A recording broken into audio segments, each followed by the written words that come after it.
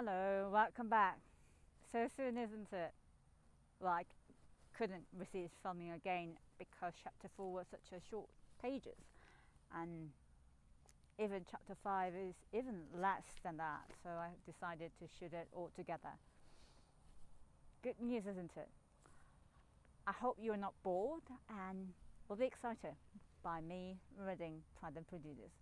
So let's begin chapter 5.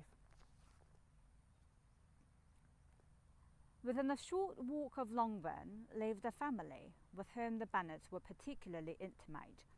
Sir William Lucas had been formerly in trade in Meryton, where he had made a tolerable fortune and risen to the honour of knighthood by an address to the king during his mayoralty. The distinction had perhaps been felt too strongly. It had given him a disgust to his business and to his residence in a small market town, and quitting them both, he had removed with his family to a house about a mile from Meryton, denominated from that period Lucas Lodge, where he could think with pleasure of his own importance, and, unshackled by business, occupy himself solely in being civil to all the world. For though elated by his rank, it did not render him supercilious. On the contrary, he was all attention to everybody. By nature inoffensive, friendly and obliging, his presentation at St. James's had made him courteous.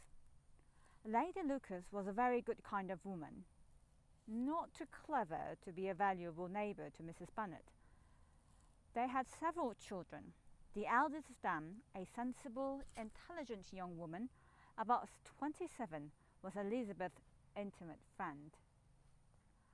That the Miss Lucases and the Miss Bennets should meet to talk over a ball was absolutely necessary, and the morning after the assembly brought the former to Longbourn to hear and communicate.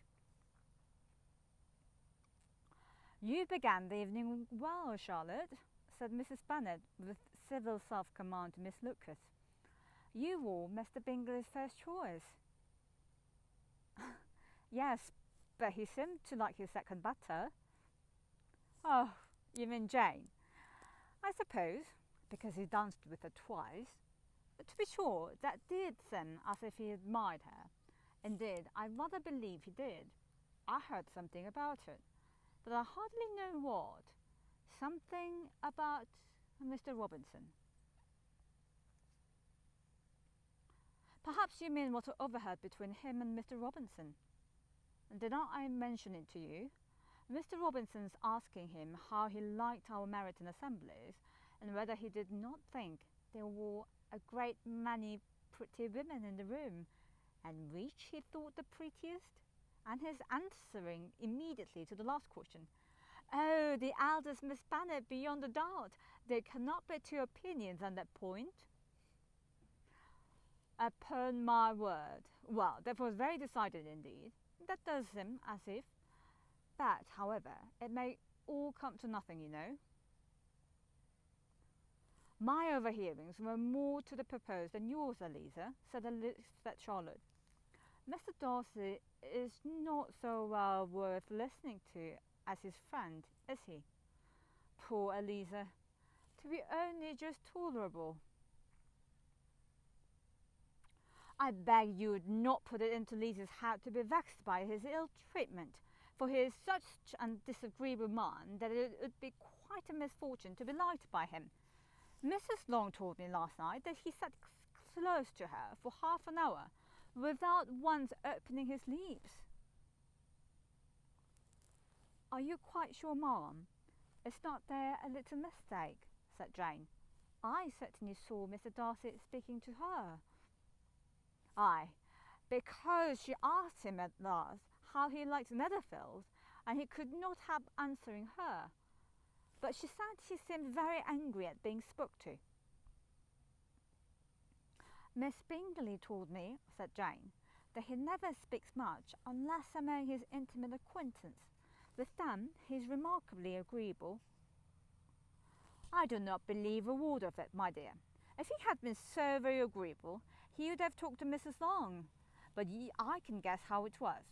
everybody says that he is ate up with pride, and I dare say he had heard somehow that Mrs. Long does not keep a carriage, and had come to the ball in a hack chaise.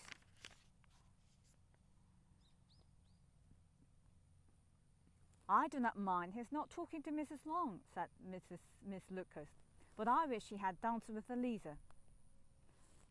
Another time, Lizzie, said her mother. I'd not dance with him if I were you. I believe, ma'am, I may safely promise you never to dance with him. His pride, said Miss Lucas, does not offend me so much as pride often does, because there is an excuse for it. One cannot wonder that so very fine a young man, with family, fortune, everything in his favour, should think highly of himself. If I may so express it, he has a right to be proud. Well, that is very true, replied Elizabeth, and I could easily forgive his pride if he had not mortified mine. Pride, observed Mary, who piqued herself upon the solidity of her reflections, is a very common failing, I believe. By all that I have ever read, I am convinced that it is very common indeed, that human nature is particularly prone to it, and that there are very few of us who do not cherish a feeling of self-complacency on the score of some quality or other, real or imaginary. Vanity and pride are two different things, though the words are often used synonymously. A person may be proud without being vain. Pride relates more to our own opinion of ourselves, vanity to what others would have and vanity to what we would have others think of us.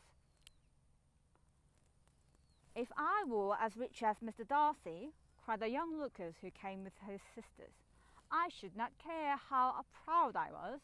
I would keep a pack of foxhounds and I'd drink a bottle of wine every day. Then you would drink a great deal more than you ought, said Mrs. Bennet, and if I were to see you at it, I should take away your bottle directly. The boy protested that she should not. She continued to declare that she would, and the argument ended only with the visit. Well, that is the end of chapter 5. Very short, isn't it? So overall, they had the conversation, this family of Miss Bennet and the family of Miss Lucas. They gathered together because they are close neighbours and exchanged their impressions of the newcomers and their thoughts about this friend of Mr. Bingley, who seems to be very much above others and very conceited indeed and cold manners. And nobody seems to be pleased with him, do they? Well, I hope you have a good, nice day and stay healthy. Eat nutritious food. I don't know, keep a social distance, whatever. I myself am enjoying my day by starting the day with exercising, try to get healthy, try to stay healthy, and doing whatever daily routine that I have to follow. So,